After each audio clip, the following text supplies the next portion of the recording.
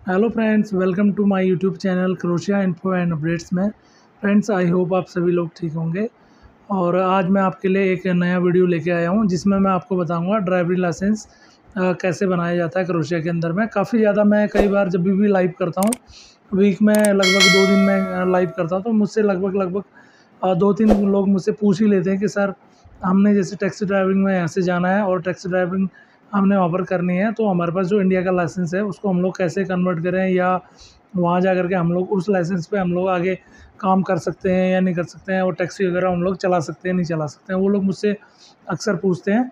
तो उसी के लिए मैंने क्या था कि काफ़ी दिन से सोच रहा था मैं आप लोगों के लिए एक वीडियो बना करके आप लोगों को थोड़ा सा बताऊँगा कि कैसे कैसे हम लोग उस पर, जो इंडिया का लाइसेंस है उस पर हम लोग गाड़ी वहाँ पर चला सकते हैं या नहीं चला सकते हैं, या फिर ड्राइविंग लाइसेंस अगर हमने चेंज करवाना है तो कैसे हम लोग उसको चेंज कराएँ। तो मैंने थोड़ा सा इन्फॉर्मेशन वगैरह इकट्ठा करी है इस चीज़ के लिए, और कुछ चीज़ें पता थी मुझे पहले से भी कि भाई कैसे ड्राइविंग लाइसेंस हम लोग उसको क्रोशिया में कन्वर्ट करा सकते हैं। तो आइए फ्रेंड्स, आप लोगों को मैं बता देता हूँ आज कि हम लोग कैसे जो ड्राइविंग लाइसेंस है उसको कैसे हम लोग क्रोशिया में जा करके उसको कन्वर्ट करवा करके हम लोग कोई टैक्सी या फिर कोई हैवी लाइसेंस, अगर उसको कोई और ट्रैकिंग वगैरह हमने करनी है वहाँ पर, तो कैसे हम लोग उस लाइसेंस पर हम लोग उसको चला सकते हैं वहाँ पर क्रोशिया में।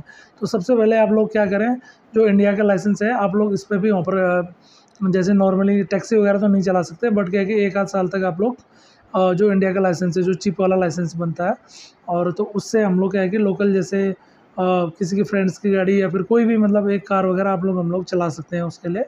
तो वो मतलब 1 साल तक हम लोग चला सकते हैं। बट क्या है कि आपने अगर वहाँ पर जाकर के टैक्सी पर्पज़ के लिए काम करना है और जैसे हैवी लाइसेंस को कन्वर्ट कराना है, तो मैं आपको थोड़ा-सा बता देता हूँ कि उसकी प्रोसेस वगैरह क्या रहेगी। तो सबसे पहले आप लोग क्या करेंगे, जो आपका लाइसेंस है, इंडिया का लाइसेंस है, अगर आपने टैक्सी चलाने के लिए उसको यूज़ करना है, तो उस पर्पज़ के लिए आपने लाइसेंस वगैरह वहाँ पर बनाना है।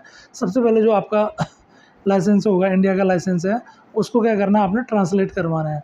तो उसको आप ट्रांसलेट अगर करवाते हैं वहाँ पर, जैसे उस लैंग्वेज में आप लोग क्या करते हैं, जब ट्रांसलेट करवाएँगे सबसे पहले लाइसेंस को ट्रांसलेट कराना है। उसकी फ़ीस करीब मैंने नोट कर रखा है 25 यूरो के आसपास उसकी फ़ीस आप लोगों को पड़ेगी वहाँ पर।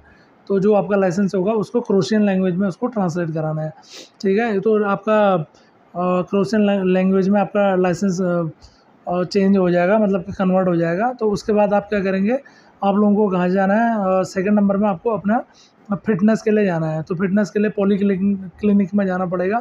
तो वहाँ जाने के लिए आप लोगों को क्या होना चाहिए, एक आपका टीआरसी कार्ड या फिर आपका जैसे ओआईबी नंबर होता है जिसमें सर्टिफिकेट वो हो, तो अगर टीआरसी होगा तो चल जाएगा, और आपका लाइसेंस हो गया जो इंडिया वाला है, दूसरी चीज़। और जो तीसरे नंबर पर रहेगा कागज़, वो आपका जो ट्रांसलेट किया है क्रोशिया में, ठीक है? क्रोशियन लैंग्वेज में आपने ट्रांसलेट किया। तो 3 चीज़ आपको लेकर के जानी है, और ये जानी है पॉलीक्लिनिक में जानी है। तो उसमें वहाँ जाएँगे, तो वहाँ पर जाकर के आपने बोलना है कि ड्राइविंग लाइसेंस, ठीक है? इतना बोलना है। तो आप लोगों का एक मेडिकल होगा उधर पर, मेडिकल में जैसे आपकी आई साइट वगैरह चेक करी जाएगी, और उसके बाद जैसे आपकी आई साइट चेक करी जाएगी, और दूसरी चीज़ जैसे नॉर्मली आपका बीपी वगैरह होगा, थोड़ा-सा आपको क्वेश्चन वगैरह दिए जाएँगे नॉर्मल बेसिक से, कि ये बंदा मतलब माइंड से कैसा है, कर सकता है, नहीं कर सकता है।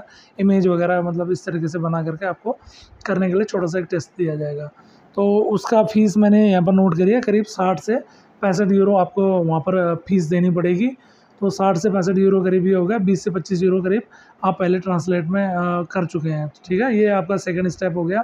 तो जब फिर उसके बाद आपको एक सर्टिफिकेट वहाँ से दे देते हैं कि भाई ये आपका सर्टिफिकेट है, कि जो भी मतलब मेडिकल फ़िटनेस का आपको सर्टिफिकेट मिल जाएगा। इसके बाद आप लोगों ने क्या करना है, तीसरे नंबर में आपने क्या करना है, जब आप तीसरे नंबर में जाते हैं तो इसके सारे डॉक्यूमेंट्स लेकर के, जो अब वो आपके पास 3 पहले थे, एक डॉक्यूमेंट्स आपका और ऐड हो जाएगा। जैसे आपका टीआरसी कार्ड हो गया, और आपका पुराना जो इंडिया वाला ड्राइविंग लाइसेंस है, और जो तीसरे नंबर में जो आपने उसको वो करवा रखा है, जैसे ट्रांसलेट करा रखा है क्रोशियन लैंग्वेज में, और आपका टीआरसी कार्ड हो गया। ये चीज़ें लेकर के और मेडिकल फ़िटनेस लेकर के आपने चले जाना है कहाँ पर, इसके बाद जाना है आपने जो वहाँ की ट्रैफ़िक होगी, ठीक है? ट्रैफ़िक के उनके स्टेशन बने होंगे, तो ट्रैफ़िक जो पुलिस स्टेशन है वहाँ पर आपने जाना है।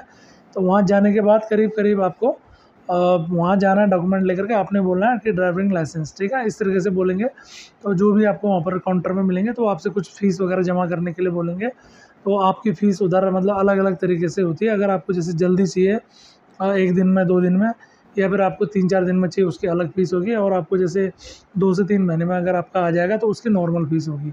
तो आप अगर 1 वीक में भी करवाते हैं तो आई थिंक मेरे ख्याल से इसमें मैंने नोट करा है 30 यूरो के आसपास आपकी वहाँ पर फ़ीस आपको जमा करनी पड़ेगी। 30 यूरो आप जमा करेंगे तो 2-3 दिन के अंदर में 3 दिन के अंदर में आपको वो लोग लाइसेंस दे देते हैं।